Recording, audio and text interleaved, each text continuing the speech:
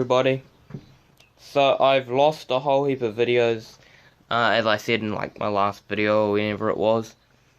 One of the videos was I was lightening this flywheel, which I might just explain that in another video or demonstrate it on a different motor some other time. But this video is about valve modifications. So I'll show you. I've got heavier valve springs, well, more valve springs on, so that my valves return better.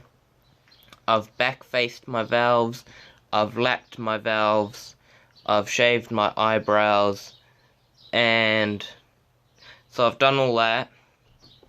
So I'm going to have to remake the entire video, doing it on another lawnmower, or, well, another motor for some of the modifications. So I'll show you how to backface on here and stuff. Yeah.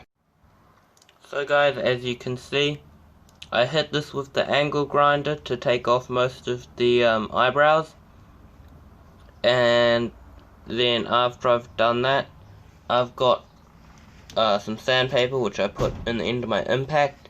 You could use a drill, but my impact spins faster, so I used that instead, and that just polished the edges up a bit, so that's good. Okay, so to backface your valves, manufacturers like to put a little lip on the edge here of your valve. This is obviously not a lawnmower valve, it's out of a big diesel bulldozer.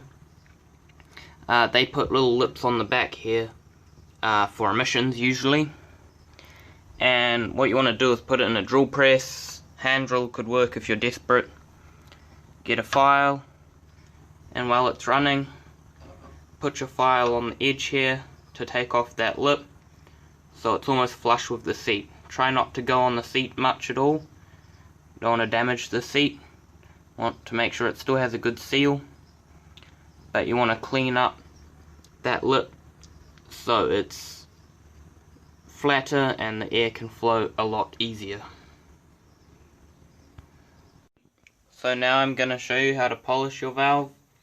So this is what your valve could look like, and then this is once it's cleaned up.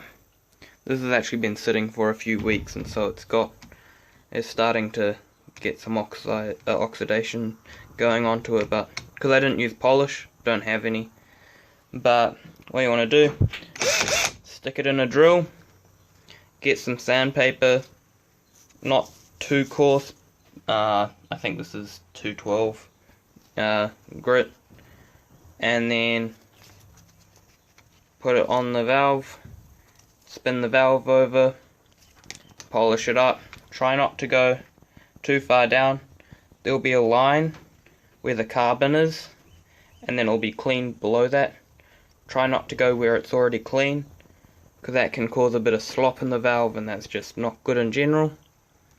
So you can clean up, make it nice, clean the back, try not to hit the valve seat too much, and you can clean the front, and then once you've done that, go to like some wet and dry emery paper or something, and go over it again with that, and then you can put in water, and if you're being fancy you can even polish it with a rag and stuff, so it's even nicer. But I mean, it's in the engine, it's going to be running for power, so it's going to get dirty pretty quick anyway. So this is just a valve that I've done, so now you know how to polish your valves.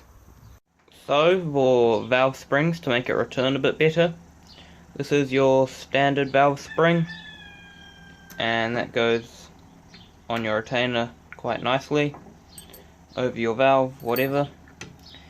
Instead of making this stronger, I added another one. Might look a bit small, but for its size it has a decent amount of strength, so it is a bit stronger.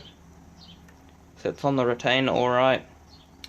This is slightly smaller than the ones I used. This is an offcut because I had to trim them a bit, and that slides over perfectly over the valves. I got these springs out of an old hydrostatic turf torque transmission, and and they work perfectly. For the port work, I had the valves out and everything. I put this rat tail file through the port, put it into the chuck of my drill while it was in the port, and used it as a rotary tool to grind away a good bit of the corner to make the airflow a lot easier. And make sure you don't hit the seat, don't want to ruin that. And on the exhaust side, you can polish it up with a bit of sandpaper and stuff. So that's it for this video.